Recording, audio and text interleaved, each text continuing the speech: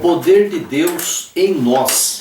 Está aqui no Evangelho de João, no capítulo número 20, o verso número 23. Eu sou o pastor Arnaldo da Igreja Shekinah de Deus e os obreiros desta igreja estão empenhados em gravar essa série O Pregador, onde estamos gravando todo o Evangelho de João comentado. O meu lema é a verdade que liberta e é isso que eu passo para você agora. E se você clicar embaixo, se inscrever no nosso canal, você vai ver todos os nossos vídeos, todo o Evangelho de João gravado, tá bem? E falado como ele é aqui na exatidão, na hermenêutica exata aqui, sem tendência alguma.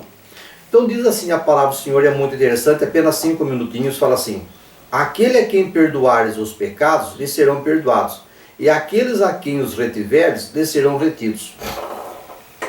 É um versículo só, mas é de muita importância, muito sublime, mas vamos entender um pouquinho no Antigo Testamento o que isso queria dizer, o que isso quis dizer para os discípulos e o que ele quer dizer para nós. É o poder de Deus em nós agora, porque a sua glória Deus não dá para ninguém. E ele deu a sua glória para nós, nos dando o poder de perdoar pecado. Ele falou assim: olha, os pecados que vocês perdoarem serão perdoados, os que vocês não perdoarem não serão perdoados. Então Deus nos deu um pouco da sua glória, nos dando o poder de perdoar pecado. Isso não é brincadeira.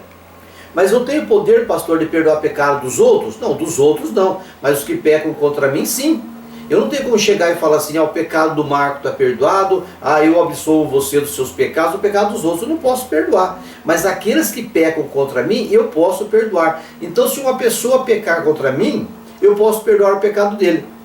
Mas se eu não quiser perdoar, eu não peco, eu não perdoo, o pecado dele fica retido. Por exemplo, se a minha mulher me trai, presta atenção bem nisso, se a minha esposa me trai, se isso aí é no Antigo Testamento, uma mulher trair o marido, ela morria apedrejada. Você está me entendendo?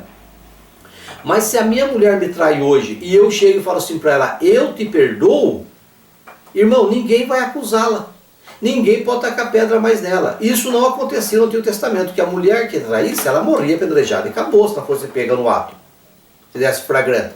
Mas se a minha esposa me trai e é pega no flagrante e eu a perdoo, ninguém pode apedrejá-la. E mais ainda, nem Deus imputa esse pecado. Você entendeu a força disso? Então vamos supor que eu peque contra minha esposa, que eu adultere contra minha esposa. Mas se a minha esposa me perdoa e me recebe, nem Deus me condena esse pecado. Deus deu o poder de nós eliminarmos, extinguirmos o pecado. Isso é muito profundo, irmão. Isso é muito profundo, isso é muito lindo. Então quer dizer, se eu peco, então nem as pessoas podem me acusar, nem as pessoas podem me criticar, ninguém pode falar contra mim. Quem falar contra mim que eu sou um adúltero ainda peca, porque minha esposa me perdoou. Perdoou, acabou, aniquilou, apagou esse pecado. Só Deus pode fazer isso. Ele deu esse poder para mim e deu para você.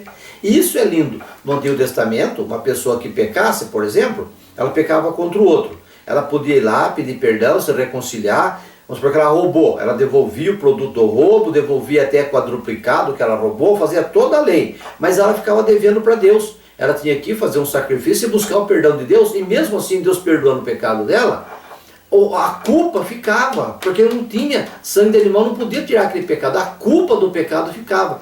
Foi essa culpa que foi posta sobre Jesus.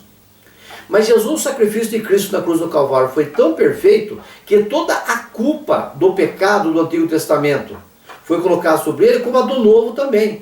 Toda pessoa quando nasce, ela já nasce no direito de ter a sua culpa do seu pecado posta sobre Cristo pela fé.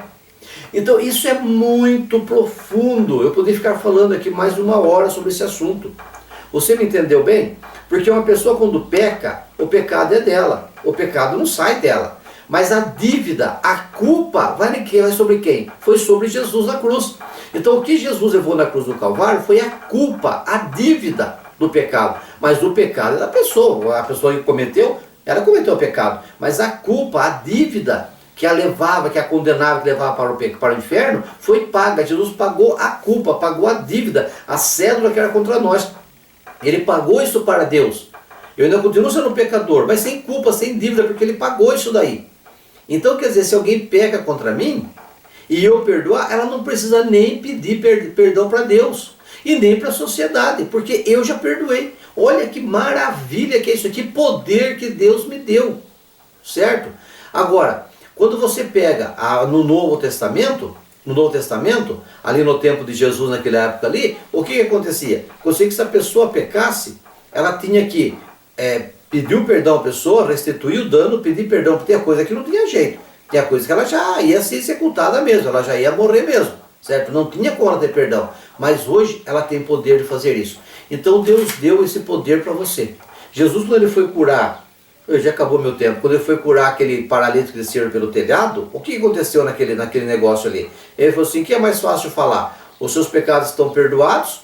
Ou dizer, toma a tua cama e anda? O que é mais fácil? Os dois é difícil. Os dois o homem não pode fazer. O homem não pode perdoar pecado e também não pode mandar um paralítico andar. Então o sinal visível qual é? Toma a tua cama e anda. Então todo mundo viu fisicamente e visivelmente que ele mandou um paralítico de nascença andar. Então se ele teve poder de mandar o paralítico andar, ele tem poder de perdoar pecado também. É isso que Jesus faz, é esse poder que ele deu para você e para mim. Agora, se eu não perdoar o pecado da pessoa, eu retenho aquele pecado. E não é interessante nós retermos o pecado. Ao tempo não dá para me falar sobre reter pecado. Uma pessoa peca contra mim, eu não perdoo. Eu fico retendo aquele pecado. Entendeu? Eu fico mantendo uma legalidade para o diabo trabalhar naquilo. Eu fico com o pecado em vigência e atuante entre a minha vida e a vida daquela pessoa. Então reter pecado não é bom. Nem eu reter meu pecado e nem reter o pecado dos outros. O meu pecado eu peço perdão e eu confesso. Se a pessoa não quer me perdoar, eu peço perdão para Deus e eu continuo vivendo. Você está me entendendo? Mas se a pessoa me perdoar, eu já resolvo esse problema aqui. Agora, reter o meu pecado sem confessar não é bom, vai apodrecer ossos, falou Davi. E eu reter o pecado de outra pessoa contra mim também não é bom. Eu estou retendo o pecado é maligno. O pecado acabou com o mundo. Você está me entendendo? Mas Jesus veio o quê? Aniquilar o pecado, destruir o pecado, acabar com o pecado. E nos deu o poder de nós também acabarmos com o pecado. Nos deu o poder de perdoar e aniquilar a força do pecado. Continuamos pecando, mas o efeito do pecado, a dívida do pecado, essa aí Jesus já levou na cruz do Calvário. Entendeu? Ele levou a nossa dívida, levou a nossa culpa. Então ele deu poder para nós perdoarmos o pecado. Então vamos fazer o quê? Vamos pôr em prática, usar esse poder de Deus, perdoar o pecado de todo mundo, perdoa, aniquila, acaba com o pecado. A pessoa pecou contra você, perdoa, aniquila, extingue esse pecado. Ele não tem mais poder. Agora, se não perdoa, o pecado fica ali, ó. Então não é bom reter pecado. Ele corrói como um câncer. Acabe com o pecado, libere o perdão e viva. Libere o perdão e ande para as maravilhas, novas revelações. Liquide o pecado, acabe com o pecado, perdoe esse pecado e ande, avance para novas revelações e novas bênçãos de Deus. Não retenha o pecado. Amém? Deus te abençoe, o poder de Deus dado para nós. Deus abençoe.